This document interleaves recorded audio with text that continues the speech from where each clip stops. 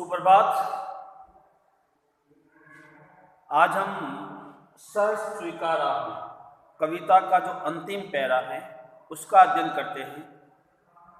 हमने कल तक जो है अध्ययन किया था उसको एक बार वापस मैं दोहराता हूँ। जिंदगी में जो कुछ है जो भी है सर स्वीकारा है। कवि कह रहा है जिंदगी में जो कुछ मेरे पास है उसको मैंने खुशी खुशी स्वीकार किया है, इसीलिए कि जो कुछ मेरा है वो तुम्हें प्यारा है। हे मेरी प्रेमिका, जो कुछ मेरे पास है वो तुम्हें प्यारा है। गरीबी में भी मैं स्वाभिमान पूर्वक जिया हूँ। ये गंभीर अनुभव है सब, इसका मुझे गहरा अनुभव है। ये विचार वैभव, ये विचारों की जो समृद्धि है, दृढ़ता, मेरे व्यक्तित्व में मजबूती है, भीतर की सरिता, मन में बहने वाली आंतरिक भावनाएं, अभिनव सब नए विचार मौलिक हैं, उन सब में वास्तविकता है। इसीलिए कि पल पल में जो कुछ भी जागृत है अपलक तुम्हारा, जो कुछ मेरे सामने है वो लगातार रूप से तुम्हारा है। संवेदन तुम्हारा, तुम्हारी अनुभूति से है। जाने क्या रिश्ता, जाने क्या नाता, हे मेरी प्रेमिका, तेरा मेरा अज्ञात प्रेमिका, तेरा मेरा कौन सा रिश्ता है, कौन सा संबंध है।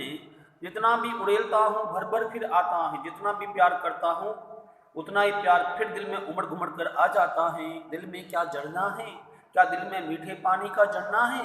मीठे पानी का सोता है, मीठे पानी का साधन है। भीतर वह मेरे हृदय में तुम, ऊपर तुम, अर्थात चांद में भी तुम्हारा मुस्कुराता हुआ चेहरा दिखाई देता है। मुस्कुराता चांद धरती पर रात भर, जिस प्रकार धरती पर चांद मुस्कुराता रहता है, मुझ पर जो तुम्हारा ही खिलता वो चेहरा है और मेरी आंखों के सामने तुम्हारा ही चेहरा खिलता रहता है। सचमुच मुझे दंड दो कि भूलूं मैं भूलूं।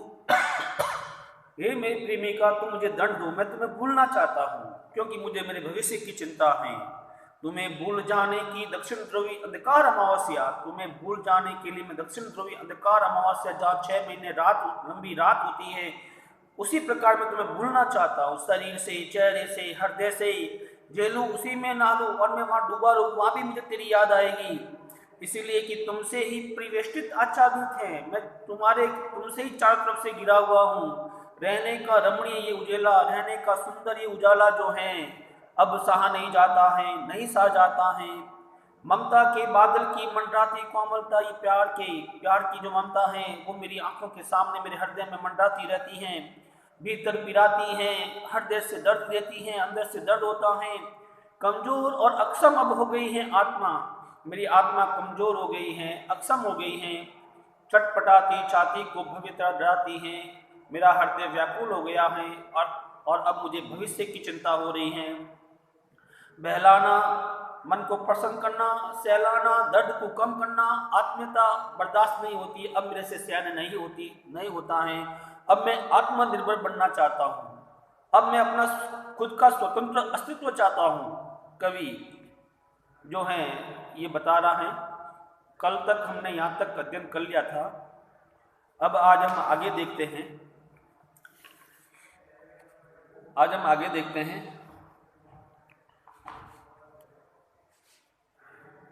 सचमुच मुझे दंड दो कि हो जाऊं पाताली अंधेरों की गुहाओं में, विवरों में, धुओं के बादलों में, बिल्कुल मैं लापता कि वहां भी तुम्हारा ही सारा है। इसीलिए जो कुछ भी मेरा है या मेरा जो होता सा लगता है, होता सा संभव है, सभी वो तुम्हारे ही कारण कार्यों का घेरा है, कार्यों का वैभव है। अब तक तो जिंदगी में जो कुछ था, जो कुछ है, सर स्वीकारा है। इसीलिए जो कुछ भी मेरा है वह तुम्हें प्यारा है। देखिए, कवि जो हैं अपनी अज्ञात प्रेमिका को संबोधित करते हुए कह रहा है। किसको कह रहा है? अज्ञात प्रेमिका, कि हे मेरी प्रेमिका, तुम मुझे दंड दो। सचमुच नहीं, वास्तव में। पहले शब्दार्थ समझते हैं। वास्तव में मुझे दंड दो, दंड नहीं सजा दो, कि हो जाऊं पाताली अंधेरे की। देखिए, पाताली यानी धरती की गहराई में पाए जाने वाली धुंध, धरती की गहराई में धरती की गहराई में पाई जाने वाली धुंध,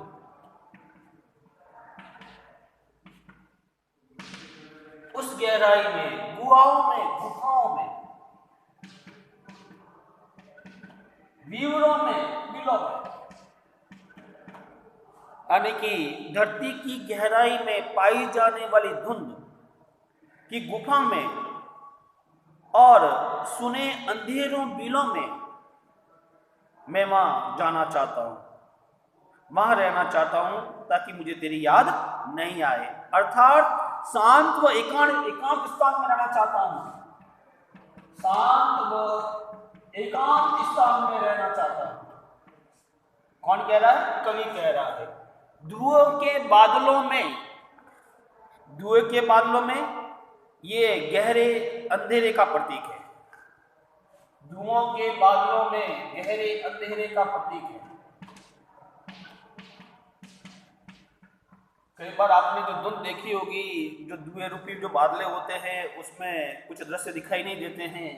अर्थात मैं गहरे अंधकार में जाना चाहता हूं, बिल्कुल मैं लापता, लापता नहीं गायब, लापता यानी मैं गायब होना चाहता हूं। लापता कि वहां भी तुम्हारा ही सहारा है। जब मैं पाताल लोक की अंधेरी गुफाओं में छिप जाऊंगा तो वहां पर भी मुझे तेरा ही सहारा मिलेगा। या मेरा जो होता सा लगता, होता सा संभव है, सभी वो तुम्हारे ही कारण, कारण मूल प्रेरणा। देखिए, तुम्हारा ही सारा, जो कुछ भी होता सा लगता, कारण यानी प्रेरणा, तुम्हारे कारण, तुम्हारी प्रेरणा से ही मेरे कार्यों का घेरा है, घेरा नहीं फैला हुआ, मेरे कार्य बड़े हैं, घेरा नहीं फैला। यानी कि हे मेरी प्रेमिका, तेरे कारण ही, तेरे से प्रेरणा मिली, तभी मेरे कार्यों का फैला हुआ है, कार्यों का वैभव है, और तुम्हारे कारण ही मेरे कार्य की निरंतर समृद्धि हो रही है, निरंतर बढ़ोतरी हो रही है। अब तक तो जिंदगी में जो कुछ था, जो कुछ है, सर स्वीकारा है, खुशी खुशी स्वीकार किया है, इसलिए कि जो कुछ भी मेरा है वह तुम्हें प्यारा है। सर स्वीकारा, प्रसन्नता पूर्वक स्वीकार करना, प्रसन्नता पूर्वक स्वीकार करना। इसीलिए जो कुछ भी मेरा है वह तुम्हें प्यारा है, सब उसकी प्रिया को प्यारी लगती है, सब चीजें, ये सब मेरी प्रिया को प्यारी लगती है। ये जो शब्दार्थ थे, जो प्रतीकात्मक थे, वो बता दिया आपको मैंने। और लापता कि वहां भी तुम्हारा ही सहारा है, विरोधाभास रखा है, यहाँ विरोधाभास रखा है। मैंने आपको बता दिया था, खड़ी बोली भाषा है, मुक्तचंद है, संबोधन शैली है, और मिश्रित शब्दावली है। मिश्रित शब्दावली में तत्सम, तद्भव, देशज शब्दों का प्रयोग किया गया है। अब हम इस कविता को समझते हैं। देखिए, सचमुच मुझे दंड दो कि हो जाऊं, हे मेरी प्रेमिका। अज्ञात प्रेमिका को संबोधित करते हुए कवि कह रहा है कि हे मेरी प्रेमिका, तुम वास्तव में मुझे दंड दो कि हो जाऊं, मैं चला जाऊं पाताली अंधेरी की गुफाओं में, पाताल लोक की अंधेरी गुफाओं में, मैं व्यूरों में और अंधेरी गुफाओं के बिलों में छिपना चाहता हूं। कौन कह रहा है? कवि। धुओं के बादलों में, गहरे अंधकार में जाना चाहता हूं, बिल्कुल मैं लापता, मैं बिल्कुल गायब होना चाहता हूं। लापता कि वहां भी तुम्हारा ही सहारा है। जब मैं लापता हो जाऊंगा तो वहां पर भी मुझे तुम्हारा ही सहारा मिलेगा, अर्थात वहां पर भी मुझे तुम्हारी याद आएगी। इसीलिए कि जो कुछ भी मेरा है, हे मेरी प्रेमिका, जो कुछ मेरा है या मेरा जो होता सा लगता है, जो मेरा होता सा लगता है, कहने का तात्पर्य यह है कि जो सफलता मुझे मिली है, होता सा संभव है, सफलता असफलता, उन सब में तुम्हारा योगदान है। मेरा होता सा लगता है, मेरा होना, मेरा होता है, होता सा संभव, भविष्य में होने वाला, सब कुछ तुम्हारे कारण है, सभी व तुम्हारे ही कारण के कार्यों का घेरा है, कार्यों का वैभव है, सभी वो तुम्हारी प्रेरणा से मेरे कार्यों का फैला हुआ है, मेरे कर्मों का फैला हुआ है, कार्यों का वैभव है, और इन्हीं कार्यों के कारण मुझे समृद्धि मिली है।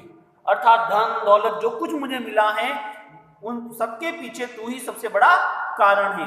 अगर तू मेरी जिंदगी में नहीं आती और तेरे से मुझे प्रेरणा नहीं मिलती, तो मैं मेरे कार्यों का इतना फैलाव नहीं कर पाता, इतनी समृद्धि मुझे नहीं मिलती। अब तक तो जिंदगी में जो कुछ भी था, जो कुछ है, अब तक जिंदगी में जो कुछ था मेरे पास वो भी तुम्हारा है, जो कुछ है, जो भी मेरे पास है, सर स्वीकारा है, उसको मैंने प्रसन्नता पूर्वक स्वीकार किया है। चाहे वो सफलता हो, चाहे असफलता हो, चाहे सुख हो, चाहे दुख हो, चाहे वो संघर्ष हो, चाहे अवसाद हो, कोई भी हो। इसीलिए कि जो कुछ भी मेरा है वो तुम्हें प्यारा है। हे मेरी प्रेमिका, जो कुछ मेरे पास है वो तुम्हें सब चीजें अच्छी लगती हैं। ये यहाँ तक जो अपनी कविता जो है यहाँ समाप्त होती है। अब हम कविता से संबंधित अभ्यास प्रश्न समझते हैं। एक बार मैं पुनः दोहराता हूँ। सचमुच मुझे दंड दो कि हो जाऊं, हे मेरी प्रेमिका तुम मुझे वास्तव में दंड दो। पाताली अंधेरों की गुफाओं में, पाताल लोक की अंधेरी गुफाओं के दिलों में चिपकना चाहता हूँ। धुओं के बादलों में, गहरे अंधकार में, बिल्कुल मैं लापता, मैं गायब हो जाना चाहता हूँ। लापता की वहां भी तुम्हारा ही सहारा है। मैं लापता हो जाऊंगा लेकिन वहां पर भी मुझे तुम्हारी याद आएगी। विरोधाभास अलंकार। इसीलिए जो कुछ भी मेरा है, जो कुछ मेरे पास है, मेरा जो होता सा संभव है, अर्थात जो सफलता मुझे मिली है, होता सा संभव है और सफलता मिलने वाली है, उन सबके पीछे तुम्हारा योगदान है। सभी वह तुम्हारे ही कारण के कार्यों का घेरा है। तुम्हारी प्रेरणा से ही मेरे कार्यों का फैला हुआ है, कार्यों को समृद्धि मिली है। अब तक तो जिंदगी में जो कुछ था, जो कुछ है, अब तक मेरी जिंदगी में जो कुछ था, जो कुछ भी है, जो कुछ भी है, सर स्वीकारा है, उसको मैंने प्रसन्नता पूर्वक स्वीकार किया है। इसलिए जो कुछ भी मेरा है वो तुम्हें प्यारा है। हे मेरी प्रेमिका, जो कुछ मेरे पास है उसको तुमने हमेशा प्रसन्नता पूर्वक स्वीकार किया, मैं भी स्वीकार करता हूं। अब हम इस कविता से संबंधित जो अभ्यास प्रश्न है वो समझते हैं। देखिए, ऑब्जेक्टिव टाइप के जो प्रश्न बनते हैं वो थोड़ा देख लेते हैं अपन। इसमें कैसे बनते हैं? कवि कहाँ चिपकना चाहता है? पाताली अंधेरी गुफाओं में, इस ध्यान रखना ये। और एक पहला प्रश्न ये बन सकता है इसमें से, कवि को किससे प्रेरणा मिली है? प्रेमिका से। दूसरा प्रश्न ये बनता है। तीसरा प्रश्न इसमें से बन सकता है कि इसीलिए कि जो कुछ भी मेरा है वो तुम्हें प्यारा है। इस पंक्ति के माध्यम से कवि क्या कहना चाहता है? अर्थात इन सबके पीछे मेरी प्रेमिका का योगदान है और प्रेमिका के कारण ही मुझे सब कुछ चीजें मिली हैं, उसको मैंने प्रसन्नता पूर्वक स्वीकार किया है। इसकी भाषा कौन सी है? खड़ी बोली है, पूछा जाए, ये ध्यान रखना। इसके कवि कौन है? गजानन माधव मुक्ति बोध। पहला प्रश्न हमारा अभ्यास प्रश्न किताब में से,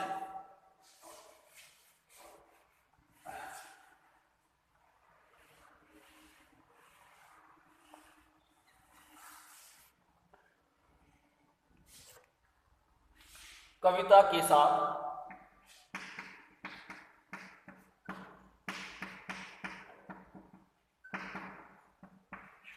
पहला प्रश्न क्या है?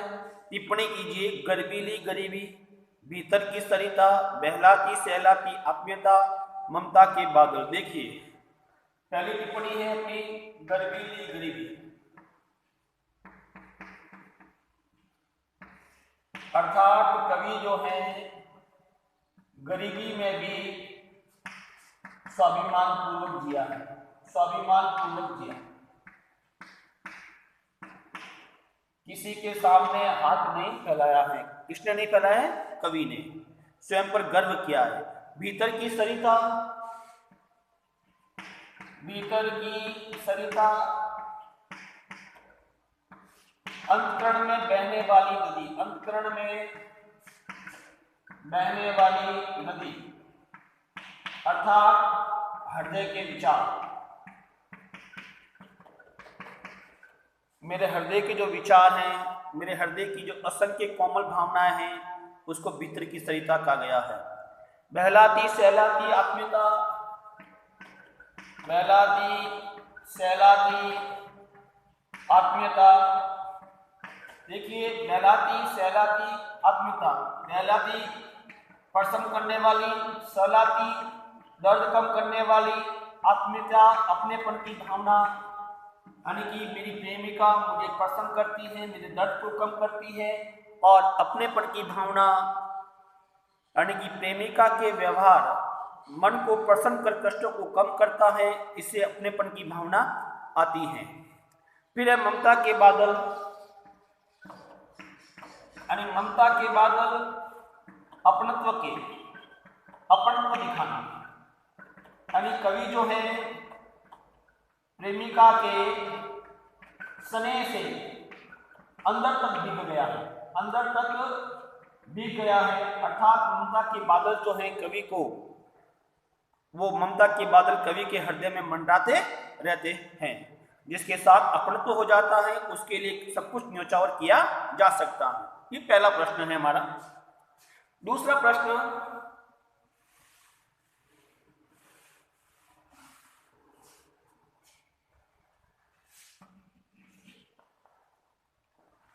इस कविता में और भी टिप्पणी योग्य पद प्रयोग हैं, ऐसे किसी एक का प्रयोग अपनी ओर से उल्लेख कर टिप्पणी करें। देखिए, बहुत सारे हैं। दिल में झरना है, दिल में झरना है। देखिए, यानी कि कवि के दिल में एक झरना बह रहा है। जिस प्रकार पहाड़ों से जो है, पहाड़ों के दिल से झरना बहता है, वैसे ही कवि के हृदय में प्रेमिका के प्रति स्नेह है। कवि के हृदय में प्रेमिका के प्रति स्नेह है, और वो ऐसा स्नेह है, जितना भी देता है, जितना भी देता है, फिर उमड़ता है। ये दिल में झरना। और दूसरी जो है बहलाती सहलाती वाला है, ये तो हो गया था अपना चटपटाती छाती, चटपटाती छाती भव्यता को डराती है, ये भी टिप्पणी योग्य है। पाताली अंधेरों की गुहाओं में, पाताली अंधेरों की गुहाओं में, ये भी टिप्पणी योग्य। अरे किसी पर भी लिख सकते हो, दिल में झरना है, जो भी है। तीसरा प्रश्न हमारा,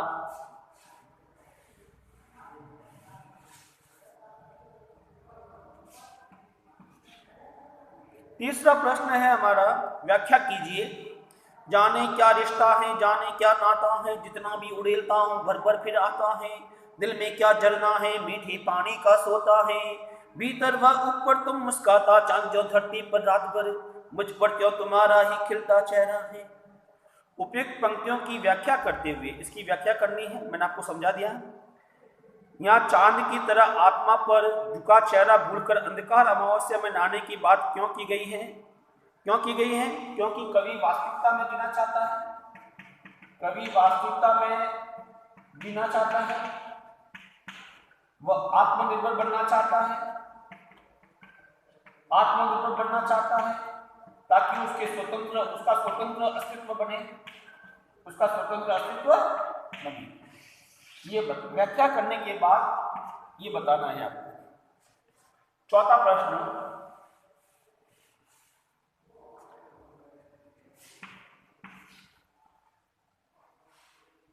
चौथा प्रश्न है, तुम्हें भूल जाने की दक्षिण ध्रुवी अंधकार अमावस्या शरीर पर चेहरे पर अंतर में पालू में जेलू में उसी में नहलू में, इसीलिए कि तुमसे ही परिवेष्टित आच्छादित रहने का रमणीय उजेला अब सहा नहीं जाता है। चौथे का क्या प्रश्न है? क्या अंधकार अमावस्या के लिए क्या विशेषण इस्तेमाल किया गया है? दक्षिणी ध्रुव। क्या किया गया है? दक्षिणी ध्रुव। फिर आगे पूछ रहा है, उससे विशेष्य में क्या अर्थ जुड़ता है? इससे विशेष्य में अर्थ जुड़ जाता है कि अंधकार का घनत्व बढ़ जाता है, अंधकार का घनत्व बढ़ जाता है। ख, चौथे का ख, कवि ने व्यक्तिगत संदर्भ में किस स्थिति को अमावस्या कहा है? एकाकी जीवन जीना चाहता है, एकाकी जीवन जीना चाहता है। ग, इस स्थिति से ठीक विपरीत ठहरने वाली कौन सी स्थिति कविता में व्यक्त हुई है? इस वैपरीत्य को व्यक्त करने वाले शब्द का व्याख्या पूर्वक उल्लेख करें।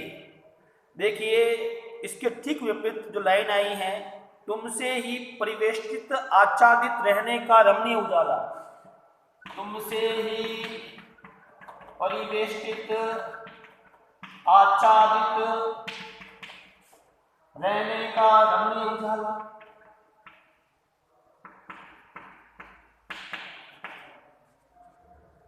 यानी एक तरफ तो अमावस्या में रहना चाहता है, एक तरफ उसके विपरीत, यानी कि प्रियतमा की आभा से सदैव घिरा रहता है।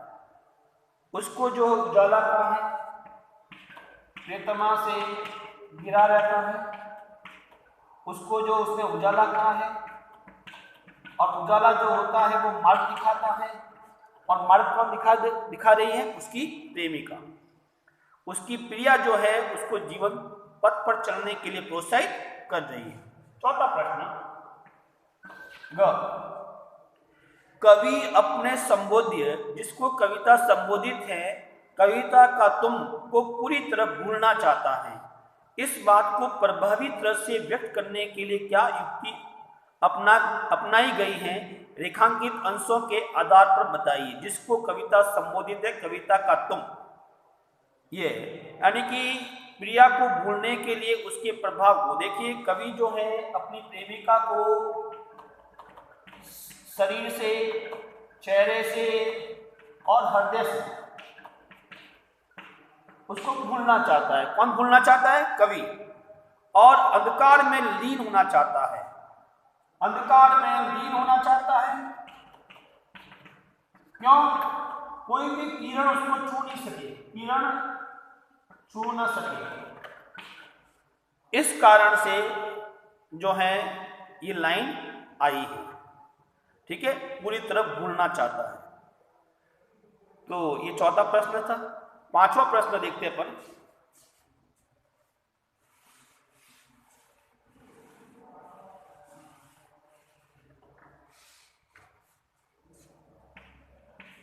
पांचवा, बहलाती शहलाती आत्मीयता बर्दाश्त नहीं होती है और कविता के शीर्षक सहर्ष स्वीकारा में आप कैसे अंतर्विरोध पाते हैं? चर्चा कीजिए।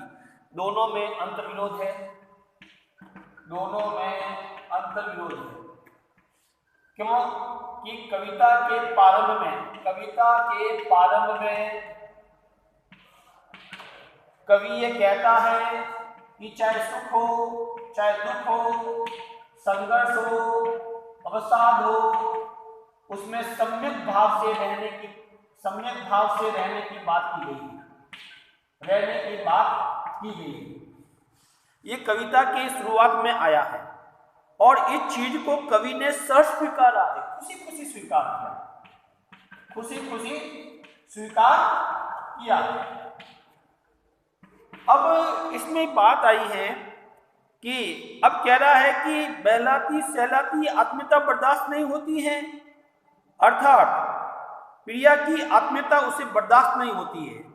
एक तरफ तो स्वीकृति है, एक तरफ अस्वीकृति है। कवि का आशय यह है कि अभी तक सब सहर्ष स्वीकार था, परंतु अब उसकी सहन शक्ति समाप्त हो गई है, लेकिन अब उसकी सहन शक्ति समाप्त हो गई है और उसको अपने भविष्य की चिंता हो रही, भविष्य की चिंता हो रही है। तो एक तरफ तो स्वीकार कर रहा और एक तरफ अस्वीकार कर रहा है। ये पांचवा प्रश्न था। अब है कविता के आसपास।